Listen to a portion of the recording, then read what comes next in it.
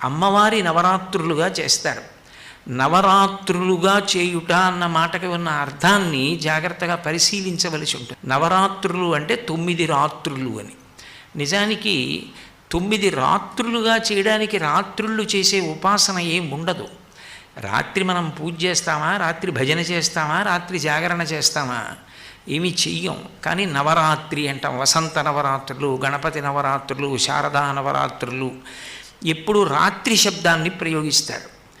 రాత్రి శబ్దాన్ని ఎందుకు ప్రయోగిస్తారు అంటే రాత్రి వేళ ఉన్న వస్తువు ఉన్నట్లు కనపడదు. అది దొంగో తెలియదు, దొంగో తెలియదు, తాడో తెలియదు, పామో తెలియదు. అంటే అజ్ఞానమునకు ప్రతీక చీకటి.